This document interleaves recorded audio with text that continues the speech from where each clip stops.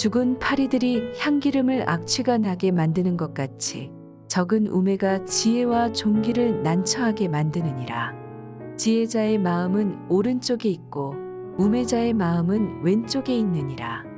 우매한 자는 길을 갈 때에도 지혜가 부족하여 각 사람에게 자기가 우매함을 말하느니라. 주권자가 내게 분을 일으키거든 너는 내 자리를 떠나지 말라. 공손함이 큰 허물을 용서받게 하느니라. 내가 해 아래에서 한 가지 재난을 보았노니 곧 주권자에게서 나오는 허물이라. 우매한 자가 크게 높은 지위들을 얻고 부자들이 낮은 지위에 앉는도다. 또 내가 보았노니 종들은 말을 타고 고관들은 종들처럼 땅에 걸어 다니는도다.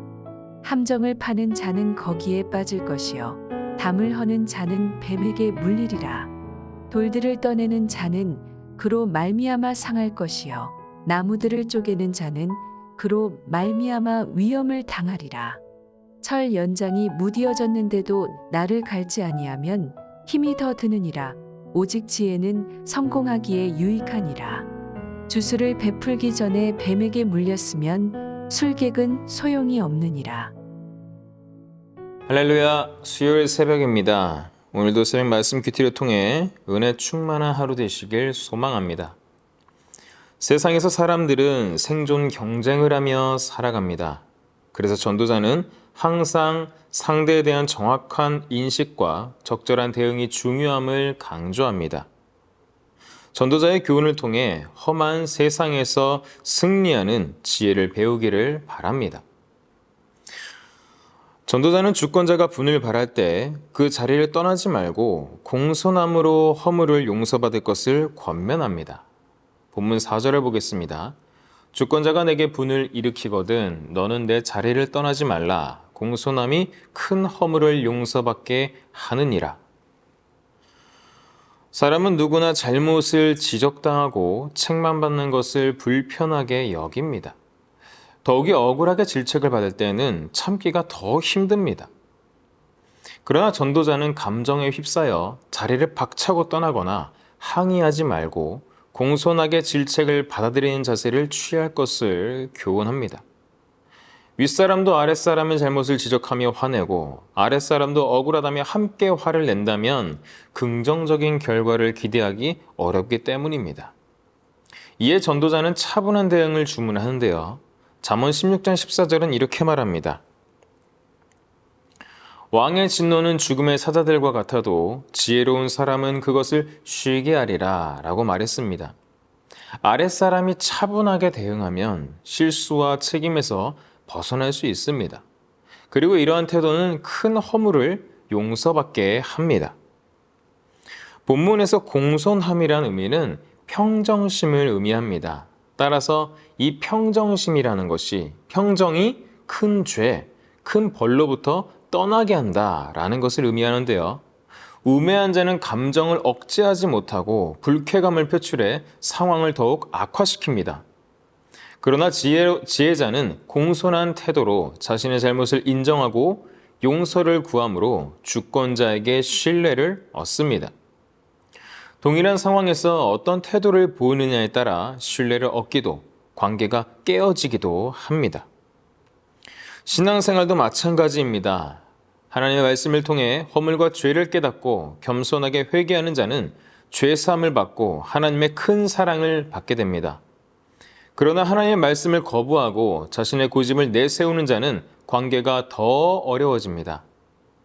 예수님은 죄가 없으심에도 우리의 죄사함을 위해 인류의 죄에 대한 벌을 겸손하게 수용하시고 구원받은 자들의 주님이 되셨습니다. 빌립보서 2장 9절은 이렇게 말하죠.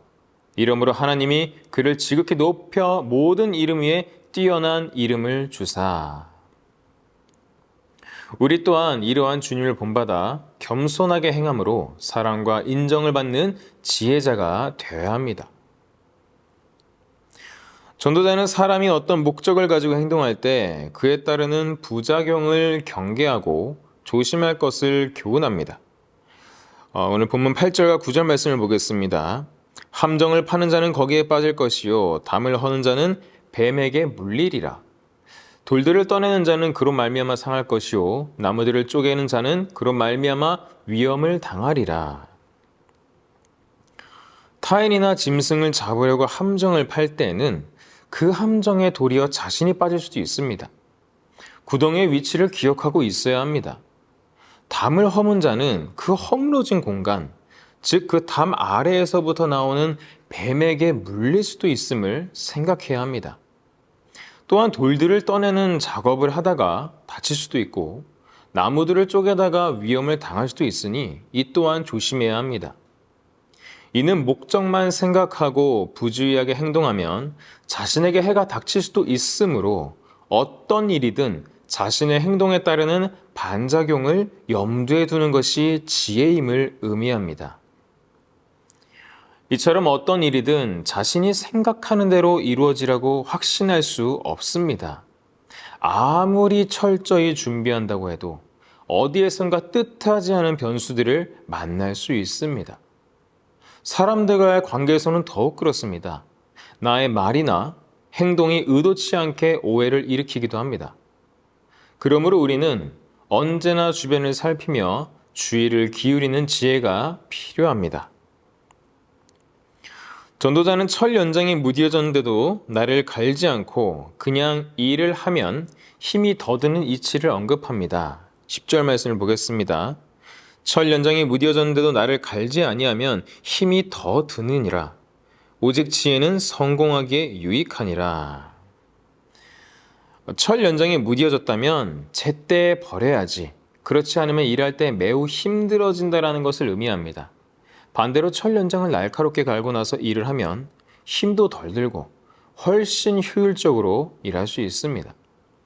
그래서 전도자는 지혜를 사용하되 때에 맞는 지혜를 적용하면 유익하다고 가르치고 있습니다. 짐승들과 달리 사람은 도구를 사용해 자신들이 목적하는 일을 하는 것이 효율성을 높이는 지혜로운 행동입니다. 성도는 하나님이 주신 지혜를 잘 사용해 일하고 사람들의 관계를 바르게 이끌어냄으로써 하나님을 드러내기를 바랍니다. 일상생활에서 부주의와 방심이 재앙으로 돌아올 때가 많습니다.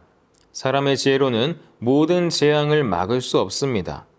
아무리 철저히 대비한다고 해도 예상치 못한 문제들은 얼마든지 일어납니다. 그러므로 우리에겐 하나님의 지혜가 필요합니다.